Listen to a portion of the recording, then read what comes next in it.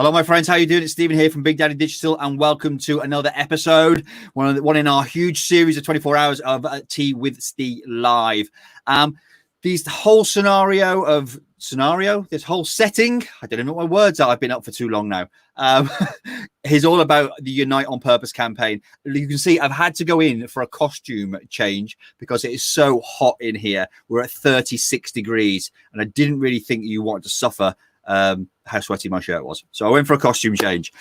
This next interview is with Graham Baker. Now, Graham has been a really active member of the Tea with Steve community now for the best part of 18 months. He's done some training courses with us. But what has been really poignant for me, and you'll see it as soon as he comes on, he is wearing a brand of purpose that he's absolutely, truly supports and advocates. And do you know what?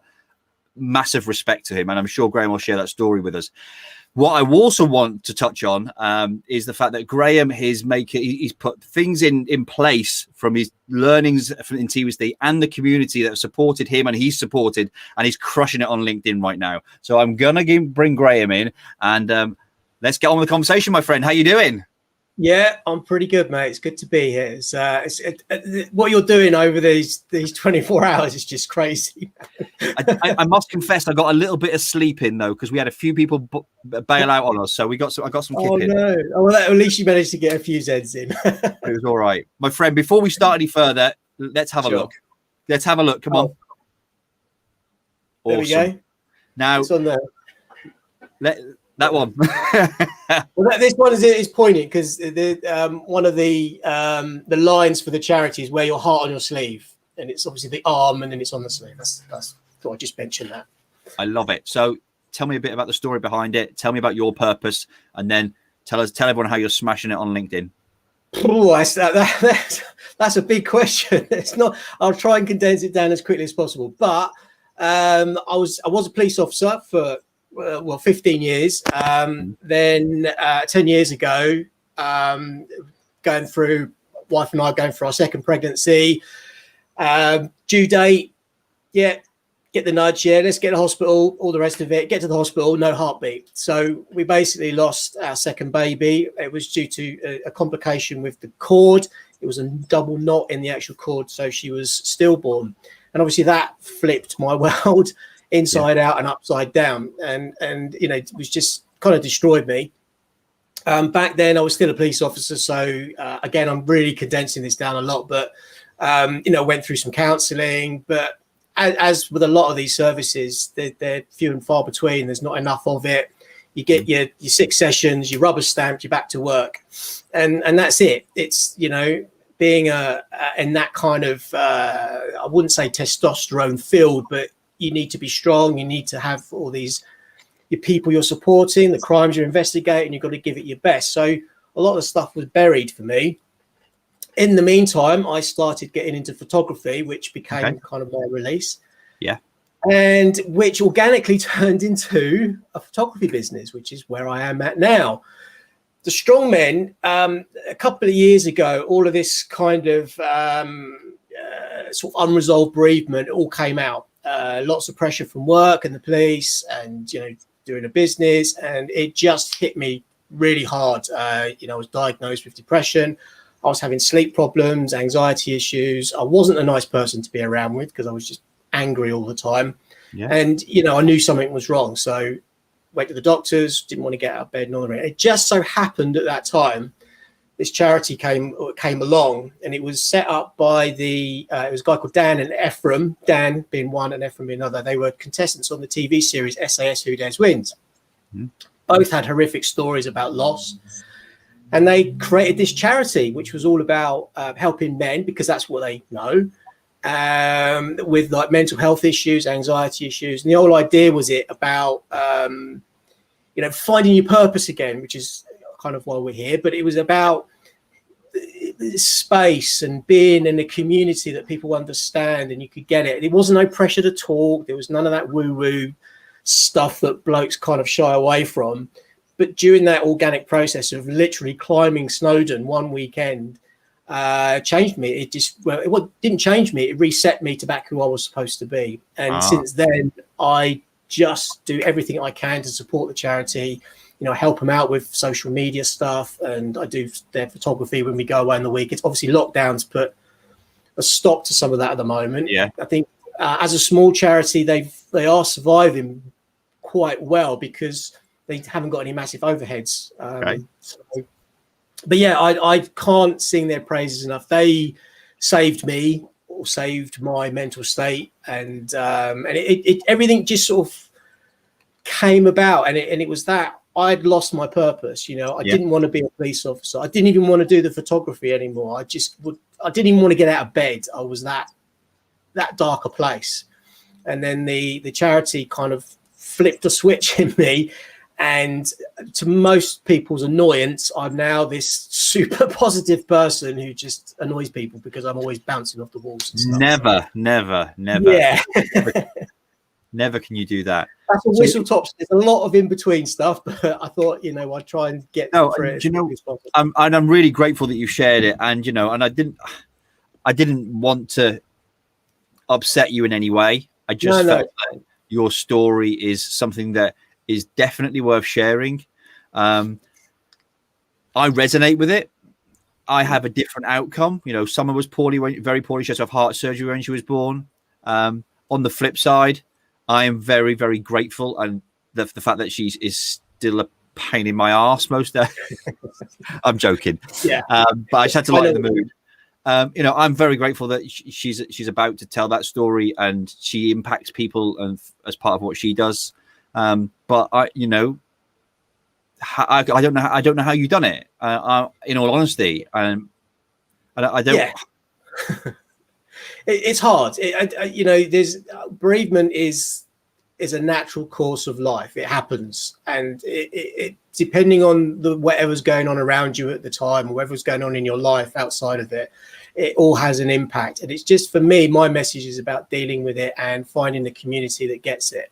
So from my mental state and the sort of bereavement side of it, Strongmen was that community for me, and it kind of put me back on track. When we talk about purpose, you talk about having a sense of purpose and a drive and aligning that to everything in your life. And that's what Strongmen did. It kind of, they're not going to solve everybody's problems, but it was the reset that I needed. It came at the right time for me. I was part of the Tea with Steve community as well. So I had that going on as well. And it all kind of mixed in together. So the personal sort of issues and the business issues all kind of melded into one. So I know you talk about this a lot in the group, which is aligning everything to your purpose and aligning your passions and what reasons why and all of that. For me, at this point in time, it's all going in the same direction, and that's what I've got from Tea with Steve, and also obviously Strongmen as well from an emotional point of view. So how does that make the message for me? Oh, sorry. No. The message really is about why I don't mind sharing it. A, it's cathartic to talk, and B, it's if one person watches this and they kind of think, do you know what, I feel like that. I know it's a rough time, but you can get through this, and you can find a community that's going to support you and help you through the rough times, and there's life after it, even though it's still a horrible thing, and I'll always carry it with me. Yeah. I can make something great from it, and I take comfort from that. Mate, I love it. I'm very grateful that you shared it. And what I would ask is, there'll be guys out there who that maybe think and feeling like this, but you don't know they're thinking and feeling like this. And just at some point, just give them the link. Just give them the link and say, look, this is what we did today. Because I will be sharing it, and we'll share it on Mental Health. I keep saying Mental Health Monday. It's the big brew now. I'm just literally, I'm always in that zone. It might end up that might be a sign for me. When you've got everything, we talk about purpose and everything is aligned right now. I'm really interested to know how that makes you feel, because I want other people to understand how it makes people feel. It's all well and good hearing from me. They could think I've just picked up a marketing book and I'm reading something, but I want to know from you how it makes you feel. It's I don't want to sound woo-woo, but it's a complete. Sound woo-woo. I love woo-woo. It's I know you do, but it's the completeness. It's I feel I'm in control again. I'm in control of. It's not up to. I'm not allowing the external forces to control my thoughts. It's that. I think there's a quote, isn't it? it's not a quote, but it's like incidents and plus your sort of reaction equals the outcome. Yeah. And I think that when I can control that. I can sort of look at a situation.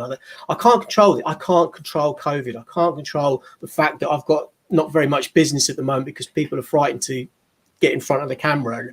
I can't control those things, but I can look at what else I can do. How can I add to the community? What else can I do to help people? Yep. You know, I do a lot of networking and stuff like, well, what can I do to help my friends in the networking? Because I know, although I'm not necessarily getting a lot of business at the moment, or although that is changing, I can help other people. I've got skills that I can use. I can call back on those negotiation skills as a police officer and all of those things. And I can help other people. And that's what I did. You know, when the COVID came along, there was a friend of mine who was really struggling, and I said, well, let's do a video. Let's do an interview. And so we did an interview, and people thought, well, that was really good. And so I did more and I did more.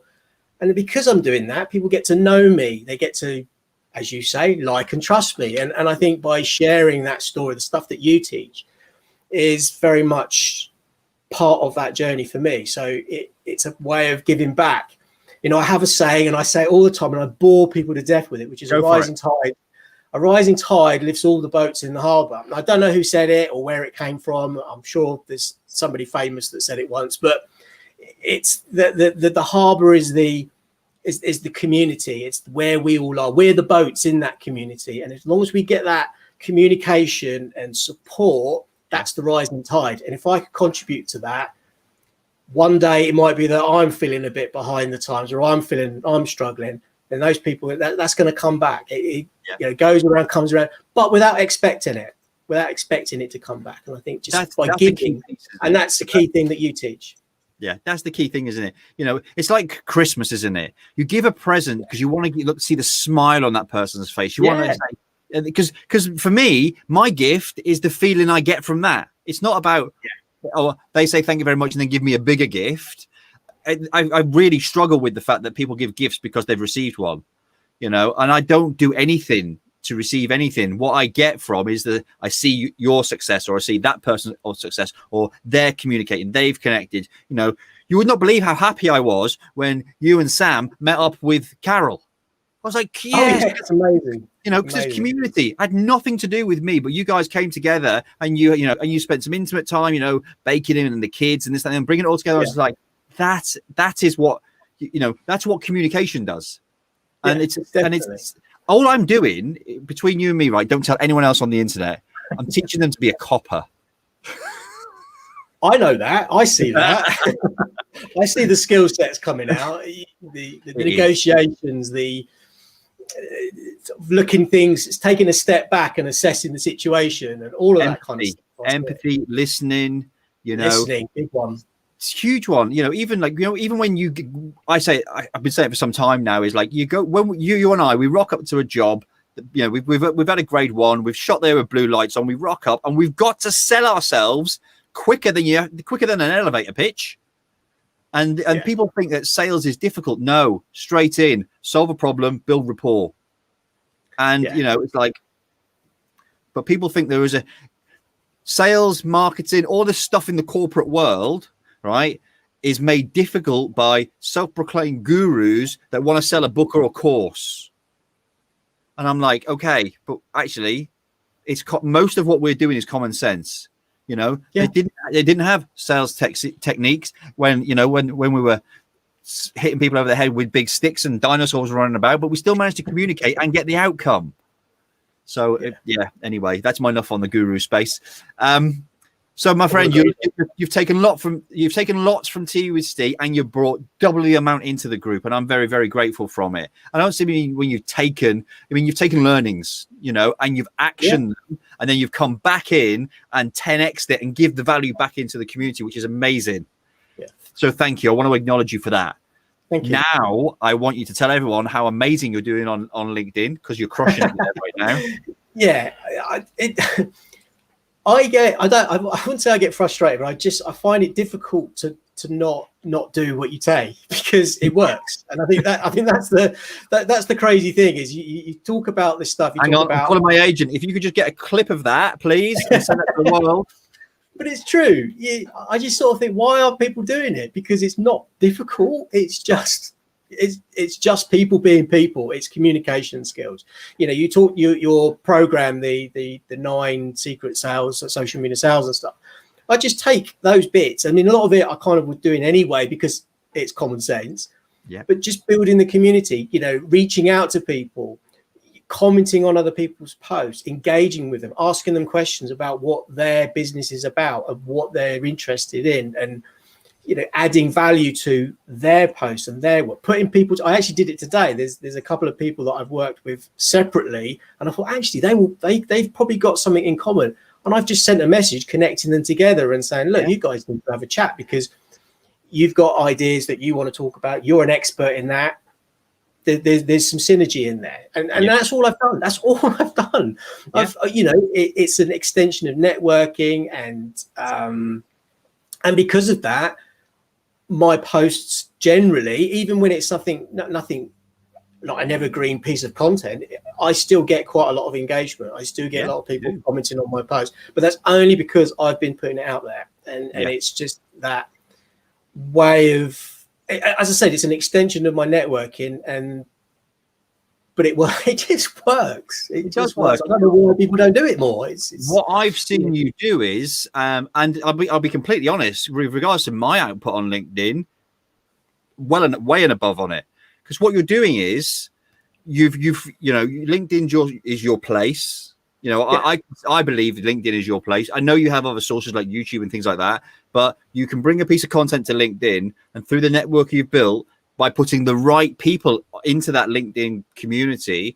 And when you put a piece of content out, you've given value. They know, like, and trust you. They're going to want to see what that's about, and they're going to comment, they're going to share, they're going to engage. Then you're straight in there and engage. So therefore, you're spiking the algorithm and all the math. And then what happens is they come back, and then you do it, and it's shown by more and more people, and you're not spending a penny. No, not at all. And it opens the conversations. And I know you talk about this a lot in Tea with Steve and in the sales advice. It creates a conversation. I never get to the sales pitch at all. And I had one of those, somebody connected with me. Oh, by the way, we offer this, and this. I'm not interested. I'm not, it's about building relationships first. Get to know me, get to know what I can do for you. And then we'll have a conversation about it. And that, for me, is really, really key to it. Every now and again, I'll put out something that could be considered salesy, but this is my headshots. This is what I do. I think you need to remind people every so often, look, I do shoot headshots. There has to be a balance. But what I said to people is your level of content, if you're putting 80% out of content that is free value, helping other people, the odd 20% is not going to kill anybody. No. And I think it's, as I say, it's just a little reminder that of what I do. But by doing that networking and reaching out to people and connecting people, it's then created conversations, and the conversations have led on to, right, well, let's have a Zoom meeting, let's have a one-to-one, and again, there's no sales pitch in that. It's just, let's just have a chat and learn about your business. And then what I've seen, certainly over the last few months, considering it's tough out there with the COVID and everything, this week I had 2 great jobs, 2 personal branding shoots with, Brilliant. 2 different people, behind the scenes kind of work, because they saw the value, they bought into me as a person. And they saw the value, what they can do with that, especially now. You need to keep visible. You need to be getting out there because businesses are closing, and it's tough. You need to be out there doing that sort of stuff. And I think that's kind of key. So, my friend, your one gem for someone to take something from your video today, your interview, and take some action and actually have an outcome from it, what would you suggest they do? Take action is the action to take, which is, for me, it's been working on what platform is where my clients are, and then working on that platform and finding what their needs are, understanding them and connecting with them, starting conversations. I think it's just having a conversation, reach out to people, because people like to talk about their businesses. People like to do it. And you just ask them, what's that saying? If you want to be interesting, show interest. Or something. Yeah, if you want to be interesting, like show an interest. And that's it. That's all I do. It's I forget which chapter it is in the sales process stuff that you teach, but it's literally word for word. Reach out to 5 people a week or 5 people a day. Just 5 people a day. To them. Just talk to people and connect with them and say, I like the sound of what you do. Let's have a meeting. Let's have a one-to-one just to find out a bit more about each other. Yeah. I'm not going to sell anything. If that comes down the line later on, then all good and everybody wins. But I think that's it. Yeah, taking action. People say to me all the time, "Oh, it's sales. It takes, it's hard work." Yes, it is. You've got to put the work in. Oh, but I just want to sell this. Well, you need to put the work in. And it's like, but it's only this. Yeah, we've got to put the work in. And I've been on various coaching programs and that over my time, and I remember always saying that you have what I was told was you need 70 leads to turn into 10 meetings will turn into 2 customers. And I was like, are you serious? And this is from a guy, this is from a company, and apparently this is a process. And I was like, 70 to 10 to 2. Okay, I think personally, if anyone's close rate is that bad, they need to get a different job. Because I think if I'm building, and this is why I go into the social sales, I think 70 leads, great, gets to 10 meetings. So you've got to have 70 conversations to get to 10 meetings. To then, from that 10, only close 20%. So when I was working with Vodafone, and this is what freaked me out, I was working with Vodafone as a business manager when I left the police. And the same when I was at Pasta Foods, so UK's largest pasta supplier. I'm not wishing to blow smoke at my own bum, but I want to show people, that actually through making content, building relationships and rapport, making it not about you, but about them people out there, your close rate becomes so much more condensed. So even when I was at Vodafone, I was not so much online, but I was having the conversations and providing value and emailing value to them to support them, and then having a conversation, checking in, giving more value, happy to come away without a sale from that meeting. My close rate was still at 75%. Yeah. And now I look at it, and for every, I use the example in the social media sales training that you've been on, and there's the LinkedIn conversation. Yeah. That was one touch point. Yeah. And I said, how are you finding LinkedIn? Oh, well, it's this, that, and the other. And they said, how do you use it? Well, actually, I do this, I do this, I do this, and do this. And then I make it fun. And we bring them over here. And the lady said, right, fun is what we need right now. I want you to meet my CEO. We've now been working with them for 2 weeks on a big training program. It's going to last till Christmas. Yeah. Gary V, okay? Read the book. Anybody read the book, Crush It. There's a chapter in there, like 8 or 9, and it's 4 words is that chapter. Sorry, 4 letters. Care about the people you're speaking to, just like you do with your people. You're coming from a place of purpose as well. If you can show your audience you care, rather than you're just a lead that I've got a phone or send a message to. It's not about leads, it's about caring relationships. Give me 70 caring relationships and I won't be able to serve the business. Well, we'll scale at a ridiculous rate of knots. It's building relationships. But anyway, I'm off my soapbox. No, it's fine. It's they come to you, but in a sense, and it's they do. It's pull. It's pull. Yeah, was it inbound rather than outbound? I think is the term that I've heard before. I try not to confuse people with marketing terms, because it's those marketing gurus that are selling their courses and the signups and this, that, and the other. Yes, we've got the Heart Brand Academy, and people be saying to me, "Oh, what's the Heart Brand Academy?" And is it going to be one of them big expensive courses? No, it's not. It's an entry point, because I want to help as many people across the recession to hold their hands. So if anyone wants to do the Heart Brand Academy, it's 29 quid. I said that months ago. I said that in February when we said we were going to launch it. But it's like, because for me, it's just like, here's the tools. We can hold your hand if you want.